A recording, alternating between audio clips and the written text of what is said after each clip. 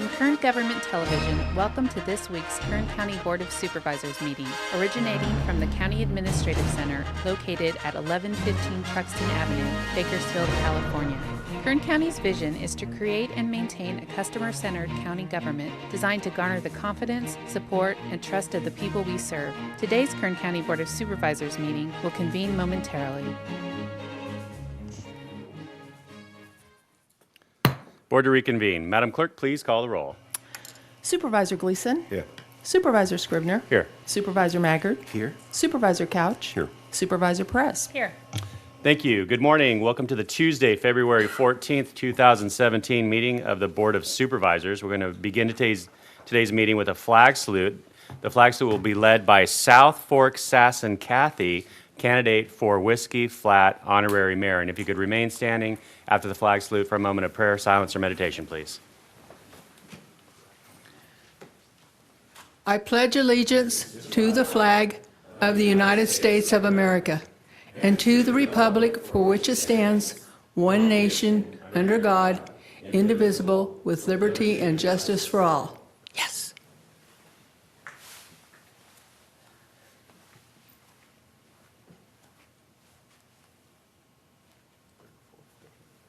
Thank you. Please be seated. Okay, now I will ask Chief Deputy County Counsel Gurujota Khalsa to report on any actions taken in closed session. Thank you, Mr. Chairman. There are no reportable actions from your closed session yesterday. That concludes my report. Thank you, sir. Well done. Okay, we're going to start off with our consent calendar. If you'd like to follow along, we do have agendas that are located at the two back tables. All items listed with a CA above the item are considered to be routine and non-controversial by county staff. Consent items will be considered first and may be approved by one motion. If a member of the audience wishes to comment or ask questions regarding an item or items on the consent agenda, they may do so prior to a vote being taken on the consent agenda. A member of the board may remove any item from the consent agenda, and it will be considered in listed sequence with an opportunity for any member of the public to address the board concerning the item before action is taken. So I'll read the consent items now. Starting on page 2, item 1 and 2, as well as 4 and 5 and 8 are all on consent. On page 3, all items 9 through 16 are on consent. On page 4, items 19 through 25 are on consent. On page 5, items 26 through 30, as well as 32 and 33 are on consent. And on page 6, all items 34 through 41 are on consent. So would anyone in the audience like to make comment or ask any questions about the consent agenda? Okay, seeing none, I'll return to the board. Motion on consent. Second. Okay, we have a motion and a second. Please cast your votes. The motion is approved. All ayes. Thank you very much. Okay, so this will bring us back to page 2 of our agenda, and we'll start off with item number 1 item number 3. This is a request of Kernville Chamber of Commerce to allow the Whiskey Flat Honorary Mayor candidates to present their campaign promises to the board. And we just had the pleasure of having one of our candidates give our flag salute, and she's making her way up to the microphone. Good morning. Good morning and happy Valentine's Day. Thank you. You too. And I'm here on behalf of the Kernville Chamber of Commerce. They're holding their 60th year of Whiskey Flat Days, and it's being held this weekend. And there were 2 mayor candidates, myself, South Fork Sasson Kathy, and Sarsaparilla Sue. I'm sorry she's not here because she is a lot of fun. I'm campaigning to raise money for the Nui Cooney Cultural Center, which is a Native American museum, and they've come a long way since they've opened, and they just need money to keep the operation going. But they have a cafe, the museum, the library. Outside, they have all the native plants. They have a plant sale. They have workshops. So it offers the community a lot of our history.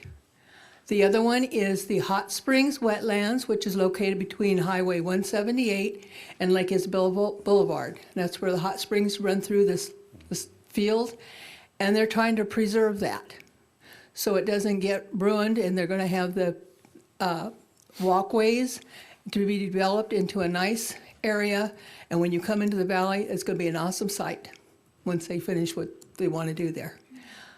And there's a rodeo.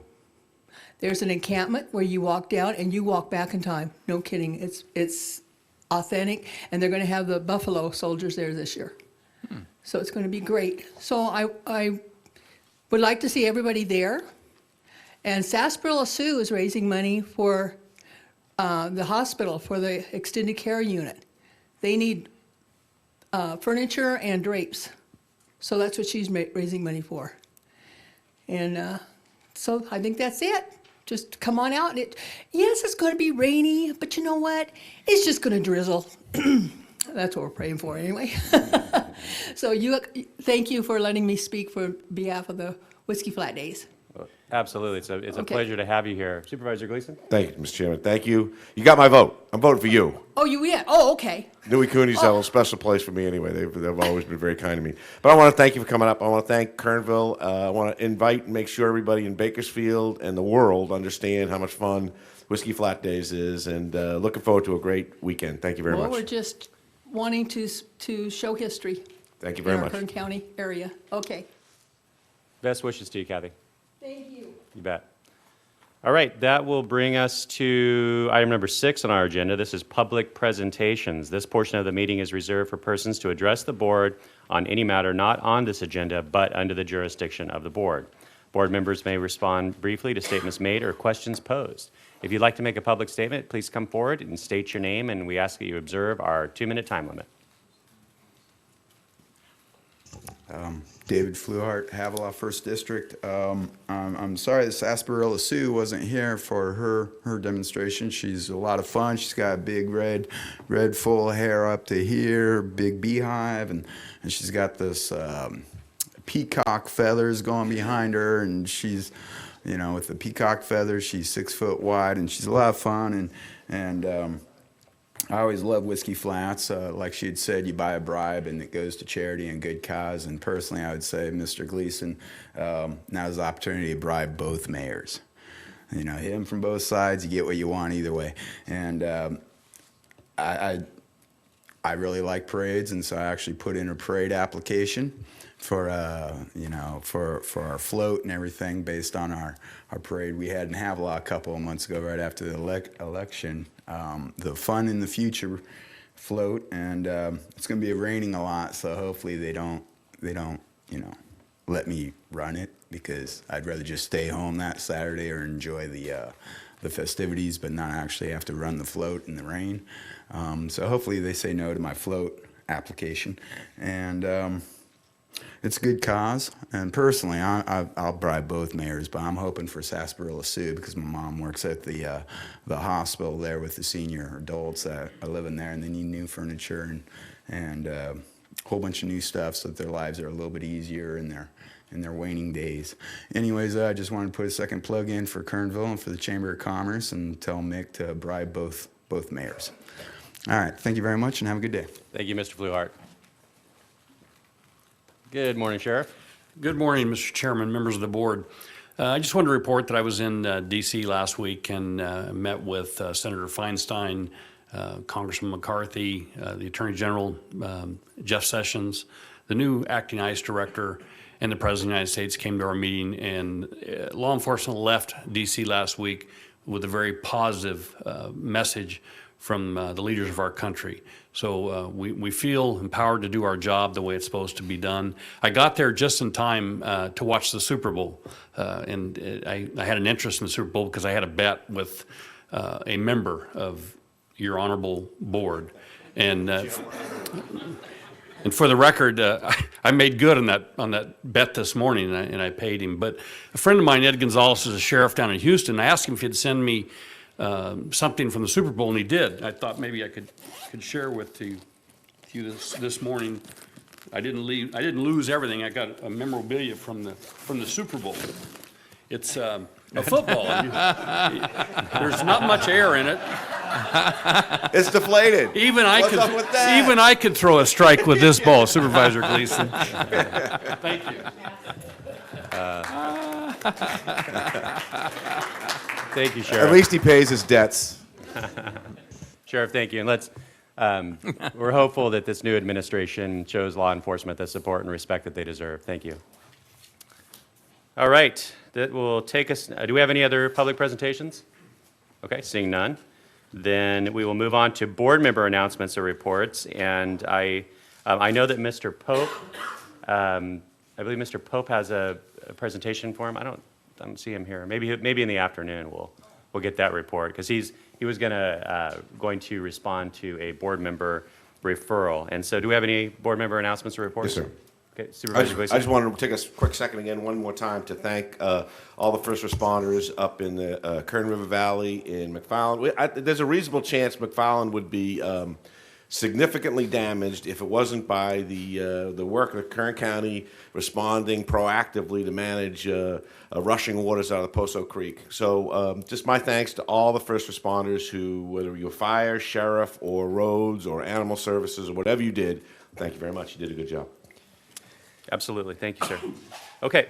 Any other announcements? Oh, excuse me. Supervisor Perez. Thank you, Chairman. Sheriff, you would be pleased.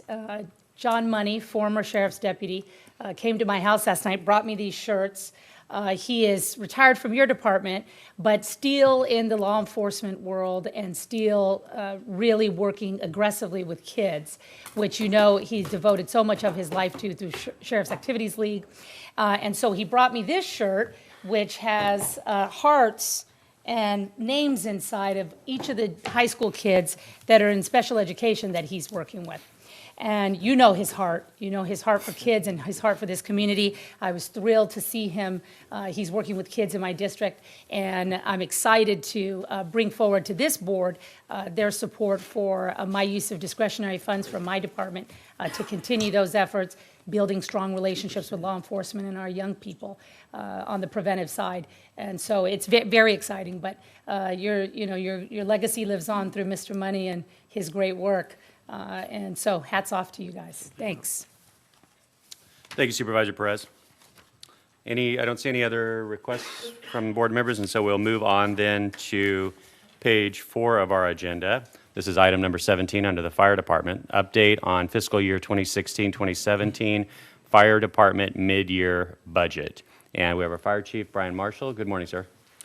Good morning, Chairman Scrivener, members of the board. I'm joined by my Administrative Service Officer, Steve Long, to present the Fire Department's mid-year budget update. It's always best to go last. We've spent the last 3 Mondays going through budget hearings and general fund discussions, and now we'll complete the budget hearings with the Fire Department's mid-year budget update. It's been a very challenging year for the fire department. We faced a $17.8 million budget deficit, and it's primarily because of the assessments for oil and gas revenues. That directly affects the fire department's budget, as we have a fire fund property tax revenue that makes up a bulk of the fire department's budget. We have worked diligently with the county administrative officer, and I'd just like to say thank you to Mr. Alsop. We've had a great relationship, and we've worked through these budget issues since he came on board, so thanks, Ryan. So our mid-year, we based it on our actuals from July 1st through December 31st, and right now we're projecting no fire fund carry forward at the end of the year. Normally we have a rather substantial carry forward, and a lot of that is due to fire cost reimbursements and not spending money in various keys, but with the budget shortfall going into budget development, we've reduced a lot of our budget keys. We do expect fire cost reimbursements due to the unbelievable wildfire season throughout the Kern County and through California. We did receive a general fund contribution of nearly $4 million for operations to help balance our budget. That's been reduced at this time to approximately $500,000 to pay back the general fund. We fully expect to have a balanced budget on June 30th of this year. We still have a $4 million general fund contribution for our pension increases. Revenues are tracking according to what we've projected, but fire fund has went up. Originally, it was $87,773,000, and now it's projected by the County Administrative Office to be just over $90 million. Charges for services have went up, and that's primarily due to our fees and state and city agreements. Originally budgeted at $28.5, now it's projected to be almost $37 million, and that's fire cost reimbursements. Again, the fire season across California and right here in Kern County was devastating. Prop 172, public safety sales tax, which affects all the public safety departments. It is tracking less than projected, but the County Administrative Office is using designations to cover that projected shortfall. We've spent a lot of money in Homeland Security grant funding to support first responders across the county to be ready for any incident that we face within the operational area. That does not come into the fire department budget until we get the grant funding. The fire department, through the Office of Emergency Services, purchases all the equipment and then gives it out to the various agencies so they're ready to respond. One of the biggest issues within the fire department's budget this year was receiving a staffing for adequate fire and emergency services response grant. That SAFER grant's a 2-year grant for $4.4 million and it'll allow us to hire 18 new firefighters. We're in the process of doing that right now. We've completed the interviews and we're on to our background checks, and hopefully we'll have an academy started here shortly and have 18 new firefighters on the floor ready to respond to emergencies across the county. Expenditures remain relatively stable with the exception of salary and benefits, and again, that salary and benefit key is directly related to our fire cost reimbursements. I cannot stress enough that the wildland fire activity was through the roof. We were responding not only in Kern County, but across the state, and those funds that we expend in salary in overtime are 100% reimbursable, and we do receive a 10% recaptured overhead fee to help offset all the costs. So that is 100% reimbursable to the fire department budget. And usually we come in June to your board to recognize this unanticipated revenue. Health benefits, retirement costs, they're all remaining relatively stable.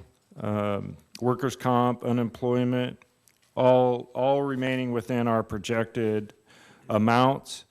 Our countywide cost allocation program, CalCap, and our charges for services include nearly $8.8 million, and the largest portion is allocated to our joint powers agreement with the City of Bakersfield Fire Department, where we share a common fire protection system in metropolitan Bakersfield. Services and supplies, that's one of the major items that we have reduced over the last several years to help offset our budget deficit.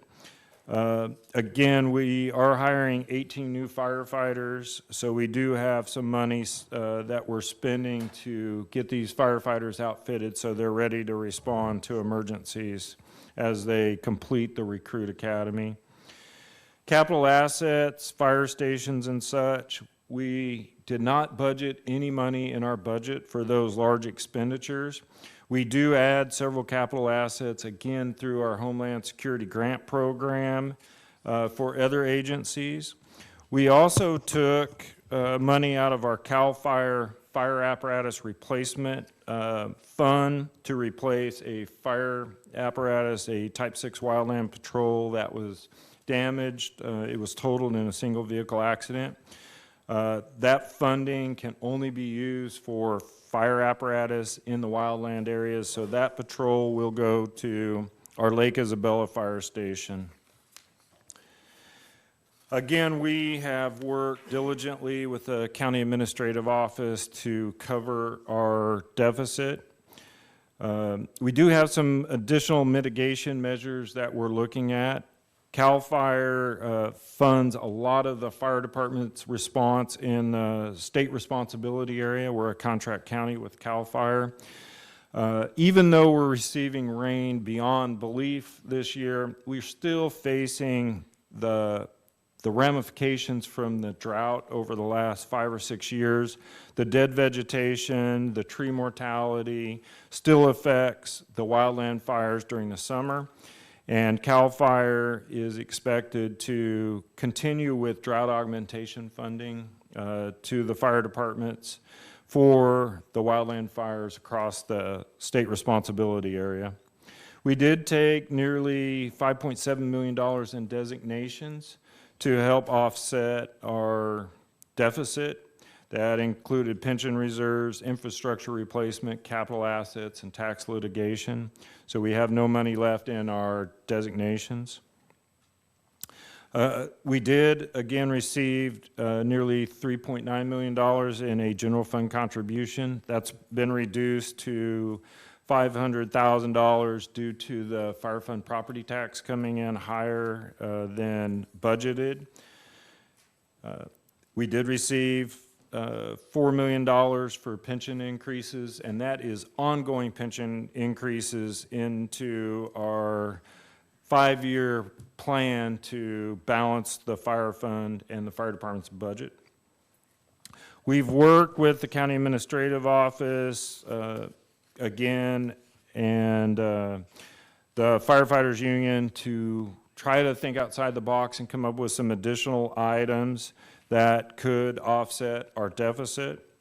There was an appropriation for contingencies for our Golden Hills Fire Station, which is staff right now using constant staffing overtime. There is a budgeted amount of $675,000 in contingencies. We're not sure if we're going to need that as we go into the end of the fiscal year. We're currently working on our McFarland Fire Protection Agreement. We believe we've negotiated a tentative contract with the city of McFarland, and we will be working on that in the next couple of weeks and hopefully bringing it to your board, which would bring additional revenue into the fire department's budget.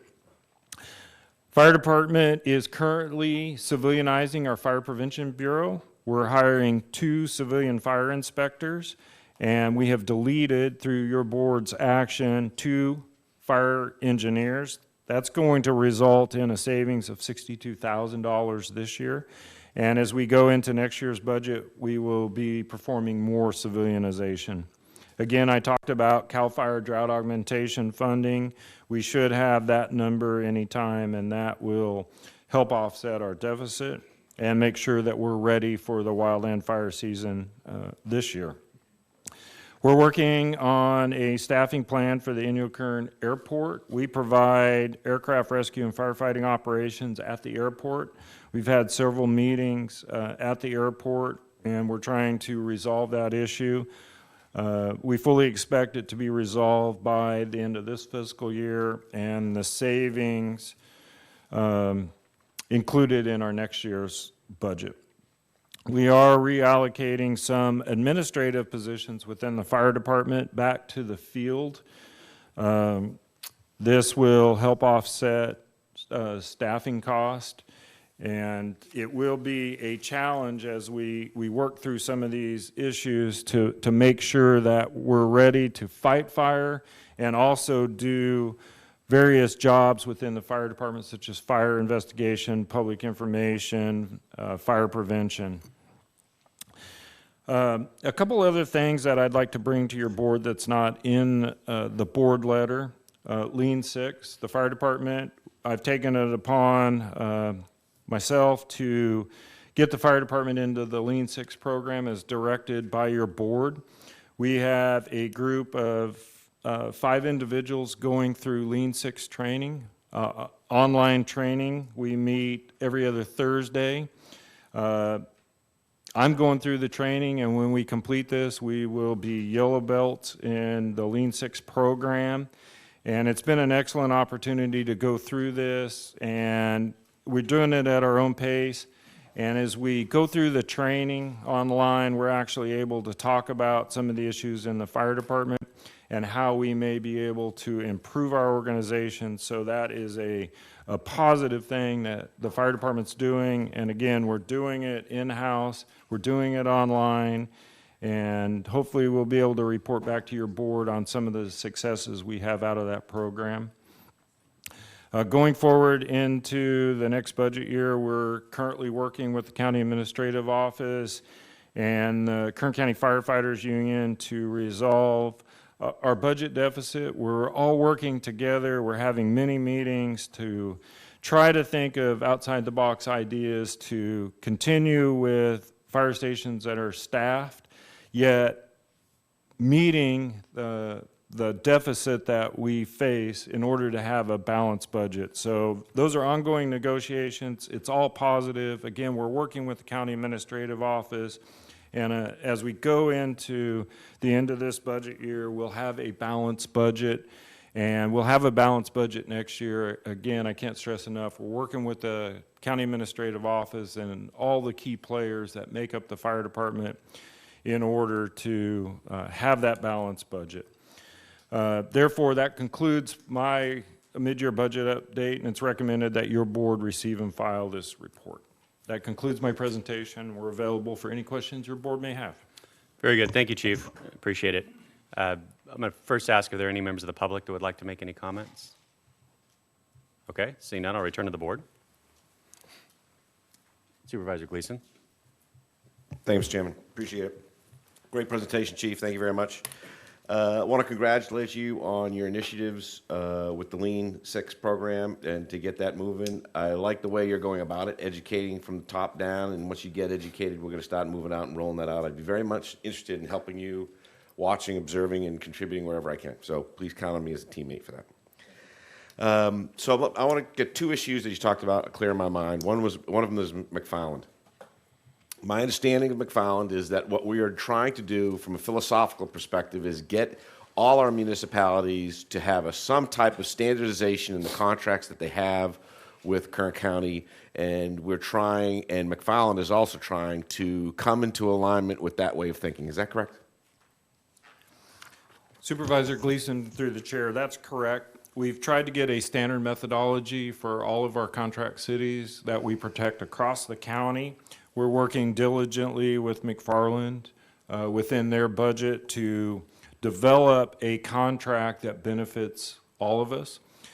The fire station that serves McFarland is just not a McFarland City station. The Kern County Fire Department protects the entire county, and we protect the unincorporated area that surrounds McFarland.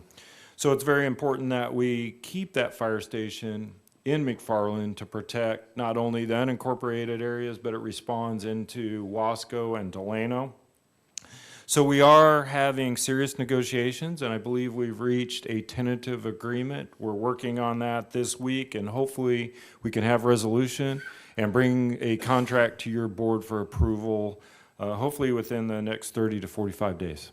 Wonderful. I think I'd just like to thank the city of McFarland too, because I understand from their perspective in my conversation with them, they're coming across the table and they're recognizing the situation, and they're trying to make decisions that are in the best interests of the citizens of McFarland. So congrats to you, congrats to the city of McFarland, and keep it moving. The third thing I want to talk to you about is Kern, which is also my district. Kern, my understanding is what we're doing is we are delegating the OFF program, the firefighting program, to the airport district. So the airport district will The airport will not suffer from a loss of any services. They will continue having full certification abilities, and they will have firefighting requirements for the Navy and the civilian community up there, any commercial enterprises. And we, in turn, are reducing our staffing by that much, and that's where we're getting our savings. Is that correct? Supervisor Gleason, through the chair, yes, one of the negotiation items that we're working on with the Kern Airport District is where they would assume the aircraft rescue and firefighting operations at the airport, and that would free up 3 fire engineers who support that aircraft crash rescue program out there. We would remain at the fire station protecting the community of Kern and responding into Ridgecrest, again, the global perspective of the Kern County Fire Department. Those negotiations continue with Kern and the fire department, and again, I look forward to resolution that we can bring to your board for approval, and the savings would be in next year's budget. And it's important to note that in all these negotiations you're having, no layoffs. We're not talking any layoffs for anybody. Supervisor Gleason, through the chair, that's correct. All the firefighters that are employed, including the ones that we're getting ready to hire through the SAFER grant, will remain employed. No layoffs in the Kern County Fire Department. Outstanding. Thank you very much. Supervisor Perez? Thank you. Just briefly to follow up on Supervisor Gleason's excellent remarks. Thank you, Chief, for your hard work. I see Mr. Robinson in the crowd. He has been a big part of that success story, as well as Mr. Halsup. I feel a very positive tone with our fire department, our firefighters, and this county moving forward. I'm encouraged by that, and so I want to say thank you. These are tough times. It's not fun for anybody, but certainly, sitting down, negotiating in good faith is the first step. So I see that happening. I'm excited about that. I want to say thank you, and I'm encouraged as we move forward. So, thank you. Thank you, Supervisor. I don't see any other requests from members of the board, and I'll give one more opportunity for any members of the public on this item. Okay, seeing none, I'll return to the board. The recommended action is to receive and file. So moved. Second. We have a motion and a second. Please cast your votes. Motion is approved. All ayes. So, Chief, you are up again. Item number 18 under the Fire Department. This is a public hearing regarding proposed amendment to Ordinance G-8669 to revise fee for tent permits issued by the Kern County Fire Department. Supervisor or Chairman Scrivener, members of the board, I'm now joined by our Fire Marshal Battalion Chief, Derek Tysinger. In November, your board enacted a new ordinance that brought in our new California Fire Code and a fee structure that we charge for services provided by the Fire Prevention Unit, whether it's for fire prevention inspections at a business or plan checks, all of the construction plans that the fire department works through with our contractors and developers across the county. These revised fees became effective January 14th. During the board meeting on January 10th, your board made a referral to the fire department regarding our tent inspection fees related to the California Fire Code. This was in response to stakeholders who came forward addressing the fee that was now being charged by the fire department. The current fee established was $195 for a tent inspection fee, and that included all tents that we inspect. And again, tents are very important in the fire prevention world because we have these large tents that are at events, and we have to make sure that the fire protection systems are built into these tents, fire extinguishers, exiting signs, electrical, all of the things that if we don't inspect and they fail, we could have serious injury or death. We have a single permit fee for these inspections.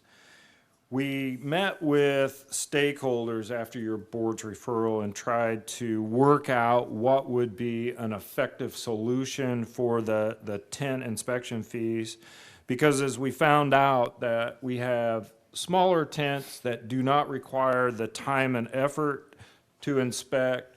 And then we have the large tents that are at large venues that hold several hundred people that take a little bit longer and are more complex. So we worked with these stakeholders and came up with a revised tent inspection fee where we took smaller tents and reduced the fee to $135, and then the larger tents would remain at the $195. And that negotiations with the stakeholders was worked out. Everybody was in agreement, and it seems like it's a good solution to the issue at hand. And again, it was brought forward that there are different sizes of tents. The stakeholders that go out and put the tents in, our fire prevention inspectors that go do the inspections, we all realize that it made sense to change the size of tents and the corresponding inspection fee. Again, it was a win-win for the stakeholders and the fire department. So we've worked this out and we've brought it to your board for action to revise the fire prevention tent inspection fees. Just a couple notes. Since the new fee has been enacted, we've only had 6 applications for tent inspection fees. And we've worked, as a result of some comments by your board, refunding the difference between the current fee and then what is proposed to be enacted today. Working with county council, we've come up with a credit program. So these applications that have went forward, we will credit back to the companies that have made these applications, and they will receive a credit going forward. And then once the new fee is enacted, that will establish that fee and will reduce their amount based on the credit. So I think it's a win-win for everybody. Again, we've worked with county council, our stakeholders to come up with this program, and we're here, we're ready to implement it. So therefore, it's recommended that your board open the hearing, receive public comment, close the hearing, make finding that this project is exempt from further CEQA review pursuant to sections 15061B3, 15273, 15309, and 15321 of the state CEQA guidelines, waive the reading, and enact the ordinance. That concludes my presentation. We're available to answer any questions your board may have. Thank you, Chief. Appreciate it. So we will, first I'll ask if any members of the board would like to make comment before I open it up to the public hearing. Okay, seeing none, we'll go ahead and open the public hearing. Are there any members of the public who would like to make comment on this item? Okay, seeing none, I'll return to the board. Mr. Chairman. Supervisor Couch. Thank you, Chief. I'll move the staff's recommendation. I'll second the motion, and thank you for working out with the public and the stakeholders a solution that would work. Okay, you have a motion and a second. Please cast your votes. Motion is approved. All ayes. Chief, thank you. Thank you, Mr. Long and Mr. Tysinger. Next item on our agenda will be item number 31. This is under Public Health Services. And this is a presentation on enforcement actions related to psychoactive stimulants in Kern County. And we have Matt Constantine, who will start us off. Department head for our public health. Good morning, Mr. Constantine. Good morning, Mr. Chairman. Is your mic on? Let's try that. Good morning, Mr. Chairman. Thank you for the opportunity to be here this morning. We wanted to provide you a brief update on our approach to the enforcement and control of spice in our community. As your board will recall, back in September of 2015, you created a new ordinance that placed public health in charge, gave us the authority and responsibility to address this threat to our community. We are going to briefly review our activities over the last year. But I do want to remind the board that this is still a threat, that work remains, that we need our local incorporated cities to adopt. We need to consider some stronger enforcement action. And finally, the activities that we'll summarize were all done at no cost to the general fund. This was additional activities that we took on because in most cases, these are facilities that are already inspected and permitted by public health. So with that, I'd like to introduce Bryn Kerrigan, and she's going to do the presentation from here. Good morning, Mr. Chairman, members of the board. As Mr. Constantine stated, my name's Bryn Kerrigan. I'm your Assistant Director of Public Health Services. What's important to note is that our ordinance does cover all psychoactive stimulants in Kern County. However, what we've been seeing the most is synthetic marijuana, which is more commonly known as spice.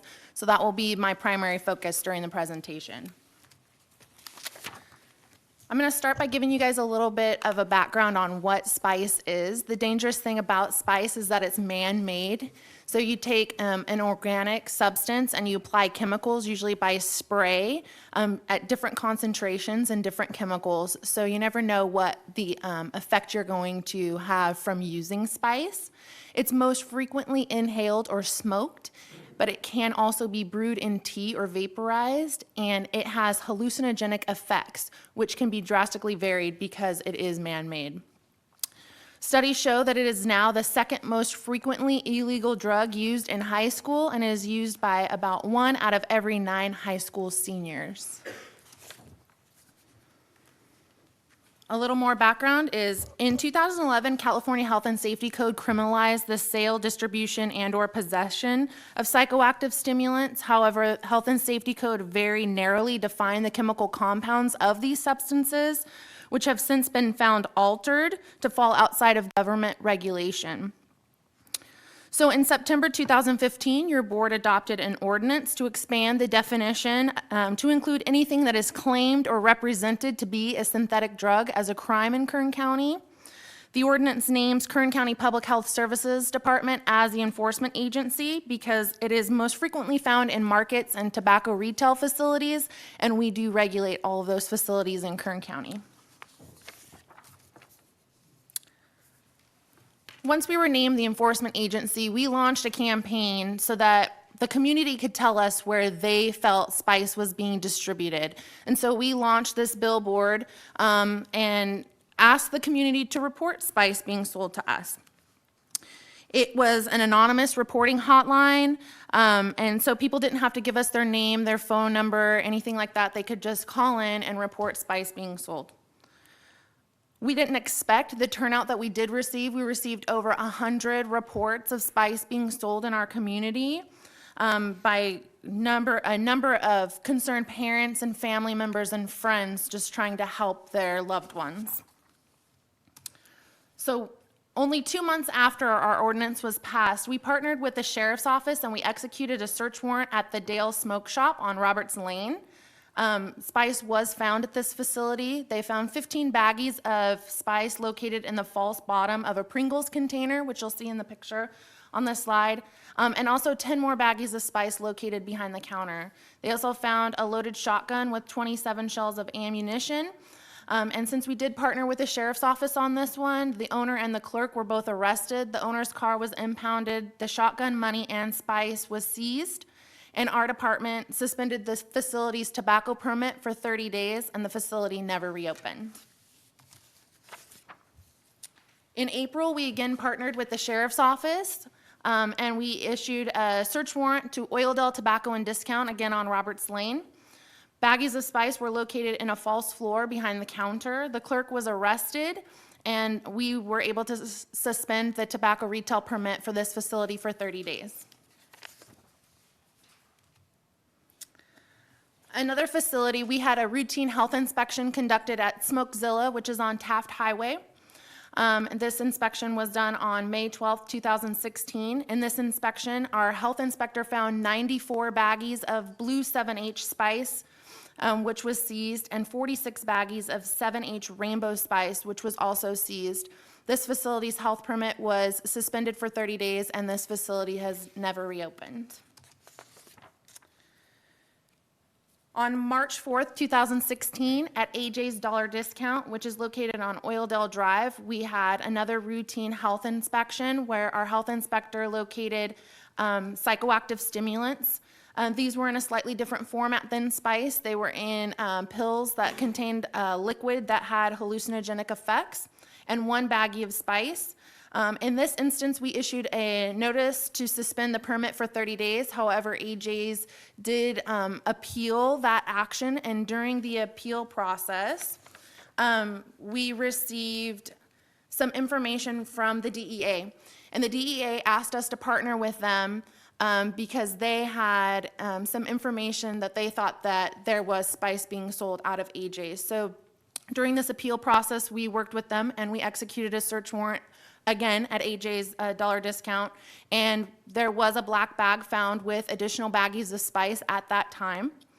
And at that time, we also received a call to our environmental health emergency response team, and they were deployed to a warehouse located off of Stein and District Boulevard. And what they found was what you'll see in these pictures. This warehouse is associated with AJ's Dollar Discount. It is a warehouse where they were found to be manufacturing spice in large quantities. And you'll see all the chemicals on the shelves, the recipes over on the right-hand side, flavoring, and our hazmat team in their suits. And then you'll find the large quantity of organic substance up in the left-hand corner. They were mixing it in a little kiddie pool where they were spreading the organic substance in the bottom of the pool and coating it with chemicals and flavoring. And you'll see that the flavoring, I zoomed in sort of in the center at the top, says for not to consume the product, and that's what they're spraying on this organic chemical, on this organic material that then our community is ingesting. So we were able to fully revoke the permit for AJ's Dollar Discount because they had 2 instances of spice sales.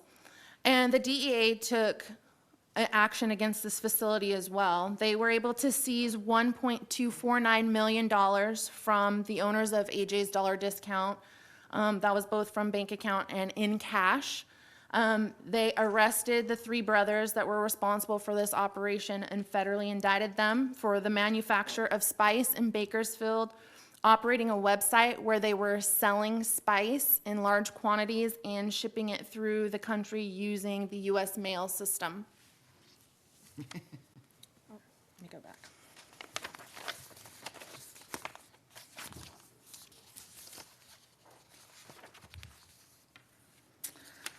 Mr. Constantine and I have also presented this ordinance to all incorporated cities and have urged them to adopt this ordinance so that we can take consistent action against all facilities within Kern County if they are found selling spice or other psychoactive stimulants.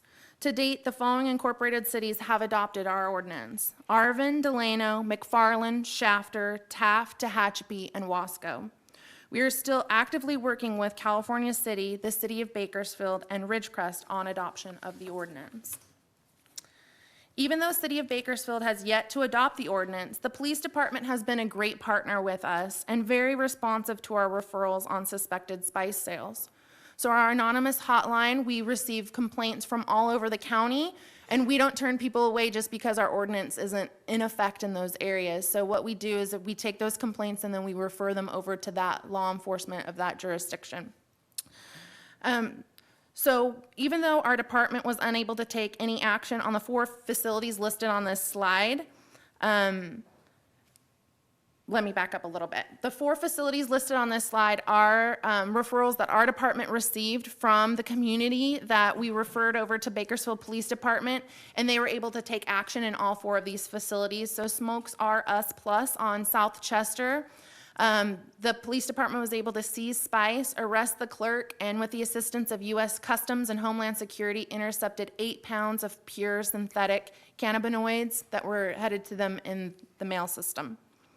Lucky 7 on South Chester, the Bakersfield Police Department was able to seize spice and arrest the 2 clerks that were present at that time. In the Big Apple on Chester Avenue, Bakersfield Police Department was able to arrest the owner and seize over 500 grams of spice and U.S. currency. In M&I Market on Texas Street, the owner was arrested. They were able to seize 300 grams of prepackaged spice and seize one unregistered shotgun and U.S. currency. So even though our department was unable to take any action on these facilities because the ordinance wasn't in effect in the incorporated city of Bakersfield. However, what's important to note also is that over the past few months, we still have received multiple complaints against these facilities, and that was even after City of Bakersfield took action against these facilities or against the owners of these facilities. So if our ordinance was in effect, potentially these facilities would no longer be in business and the sales of spice wouldn't be happening from these facilities. We continue to receive reports of spice being sold in our community. Over the last month, we've received 7 new complaints. And I would just like to encourage you guys that when you have the time to check out our website. We have some very interesting stories on there, local stories. We have local family members who have been affected by spice that tell their story. And then we also have local youth who tell their story. They used to be addicted to spice and they talk about their experiences with spice. So if you have the time, I encourage you to check out our website. Mr. Chairman, members of the board, with your indulgence, I'll defer back to Mr. Constantine to conclude our presentation. Thank you. So, Mr. Chairman, with your brief indulgence, I'd like to ask Mr. Tom Corson, who, with the Kern County Network for Children, to provide a little bit of his insight to what has happened since the ordinance and sort of the impacts that we're seeing in the community. Good morning, Chairman. My name is Tom Corson with the Kern County Network for Children. Usually I'm up here to talk about child abuse prevention and intervention with our differential response program. But one thing that is under the auspices of the Network for Children is the Dream Center, which is a integrated resource center for foster youth and emancipated youth. And we see about 40 youth per day, ages 12 to about 23, 24. It's an integrated approach where we have partners from mental health, probation, Department of Human Services, and superintendent of schools, as well as my staff there. Most of the youth that come into the Dream Center are there for things like tutoring or to meet with their therapist or to see a social worker or just to hang out. People are doing real good things like our mayor that's sitting over there from the Dream Center, Mr. Mosley. He comes in, he gets tutoring, he likes to hang out, get on Facebook and eat snacks. But about 2013, I saw a strange trend. We do have youth that come in that suffer from mental health issues. We're very fortunate that Mr. Walker's staff is there to assist in that. We also have youth come in with substance abuse issues. And they'll come in at times intoxicated or high. We make a determination, are they a threat to themselves or to anyone else? We allow them to be there if it's safer for them to be there. If necessarily, we obviously call law enforcement or paramedics. But we started seeing about 2013, I saw youth coming in exhibiting behavior that I hadn't seen since way back in the old PCP days, where kids were coming in and they were not only hallucinating, but they were becoming either violent or becoming kind of catatonic, almost like zombies. This ordinance has really helped turn the tide on that. There have been multiple times where we've had youth try to commit suicide. I pulled a kid off the superintendent of schools parking garage that was going to jump.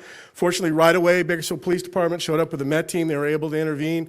We had another kid bolt out into the traffic trying to kill himself in traffic, all due to the psychosis they were experiencing from spice. And it's interesting when you watch the kids progress on this drug, they actually begin to seem like they become schizophrenic. Bill Walker could probably talk to his staff and they would tell you that this is a nasty, nasty drug. Law enforcement that I've talked to, too, were frustrated for a long time because there wasn't much they can do. The stuff wasn't illegal. Stores were selling it, and they knew it. The youth at times can become, like you see the young youth there sleeping outside my office.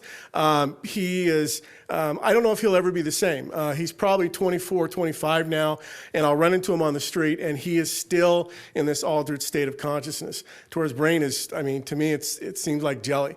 There's other youth that have become very violent. One youth did about $6,000 worth of damage to the building. This is the youth kind of going to, that's fine too.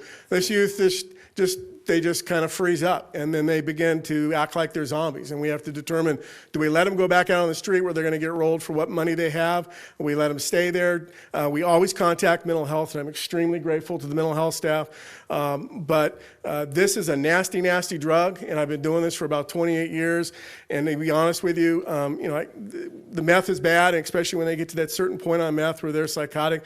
But this stuff, I've seen kids take one hit of this stuff, and just some of the behavior is just bizarre. It's violent. Like I said, we had about 6,000. This is just one of the windows. A youth was frustrated one morning because I hadn't opened the door yet, and we were smart enough to have these beautiful river rocks that were placed out front as decoration, and this kid had a throwing arm. And I didn't show you the mental health window that's about, I would say it's about 20 yards away from that. Another rock went through, and fortunately BPD showed up. They tased him, off he went, and we were excited because we thought he would be held for at least 72 hours in time to get the jail team there. But he wasn't. They were overcrowded. So sure enough, the next morning with windows boarded up, he walked in, he signed in, and of course staff is kind of freaked out, and I pulled him aside and I said, do you understand why people are very nervous? Do you understand what you did yesterday with the windows? And he said, you know, Tom, I'm not sure, but I need to see a Tay worker, and I know I needed to get tased yesterday. But again, this is a nasty, nasty drug. We had really seen a lull for almost 3 or 4 months. In the last couple months, I've seen a resurgence again of some of the kids with this glazed look in their eyes, and then I'll watch them progress into either a zombie-like state or a schizophrenic state. It's scary, so I appreciate public health and law enforcement's efforts in getting rid of these shops and getting this stuff off the street. Thank you. Mr. Corson, thank you so much. You're welcome. Any other comments from members of the audience?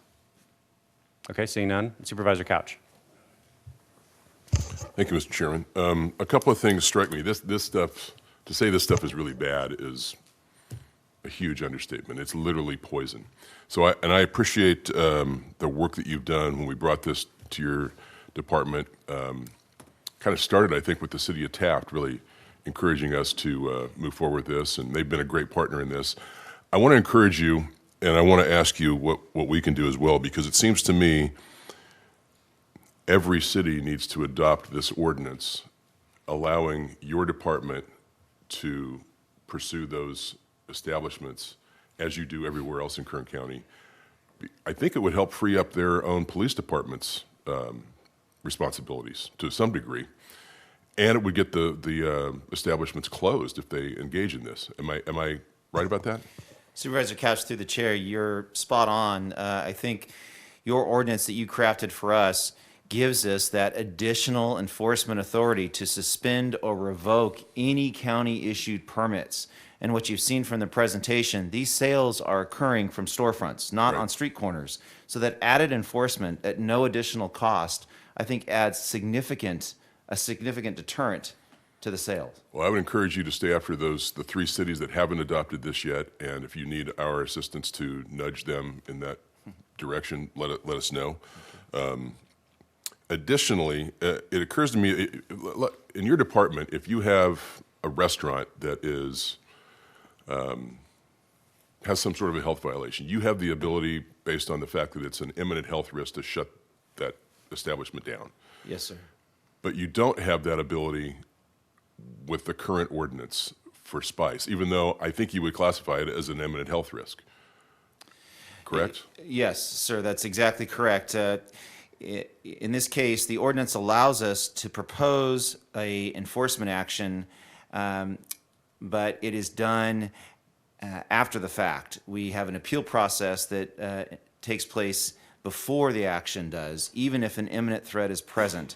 So although you're right, if we have an unsafe condition on food sales, the sewer system's backing up, they don't have refrigeration, I can take immediate action. Under state law, they have an appeal right that then follows quickly after. They have due process, but because of that imminent health risk, we're able to actually shut the facility down as we do routinely.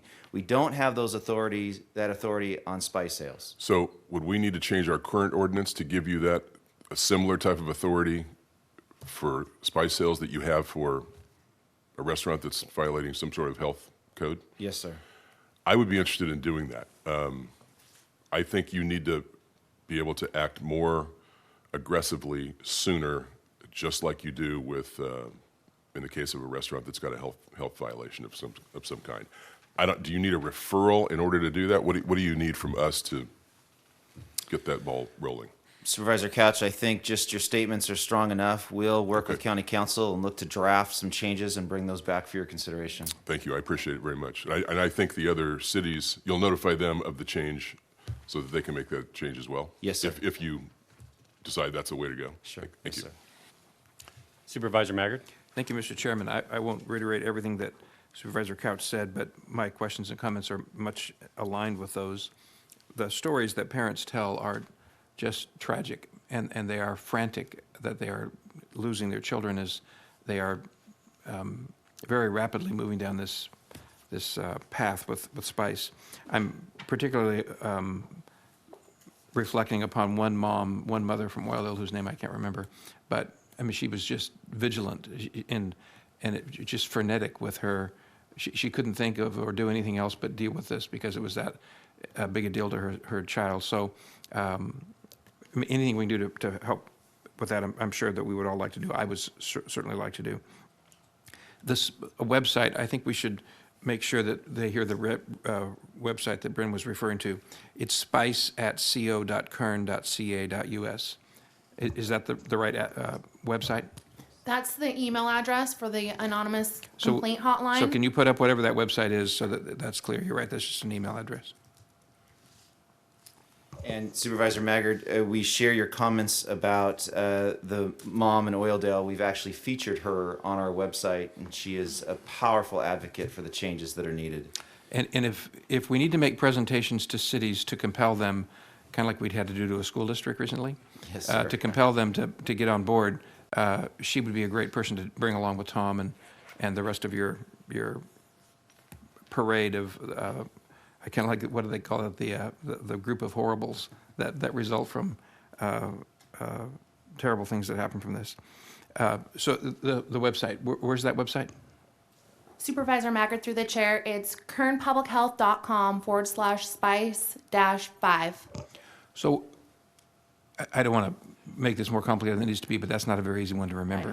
I know. So can you work on getting this an easier one that the public can, because a mom and dad out there are going to be frantic to look up that. So say it, Bram, one more time.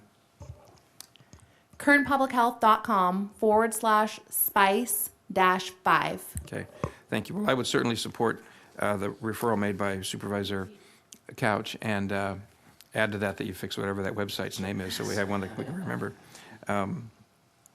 Anything else you think we can do? No, sir. I think the support is appreciated. We're just beyond a year since our implementation. We've learned a lot.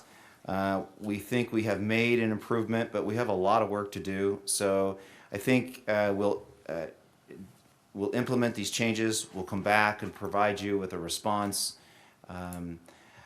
We need the community still to respond to us and provide us those insights, those eyes and ears in the community so that we can be efficient, but we appreciate your support. Well, you certainly have it.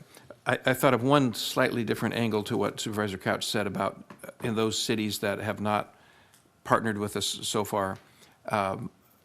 Is there a way we can change our ordinance that would also allow us to make our findings about closing down those establishments, even if their police department has made a raid on the facility? I don't know how many different ways we can tweak our ordinance, but I think we should look at every possible iteration that's necessary to enable us to put the full weight of our scrutiny and the consequences to these people that are killing our kids. Of course, we'll Okay. do. Thank you. Thank you, Mr. Chairman. Any other comments from members of the board? Okay, the recommended action was just to hear the presentation, but you do have a referral. And greatly appreciate your work on this, Mr. Constantine and Bren. Thank you so much. That does bring us to the conclusion of our agenda. I do want to make an announcement that Craig Pope, who heads up our Public Works Department, he will provide his report on road safety during these weather events at the 2 p.m. session.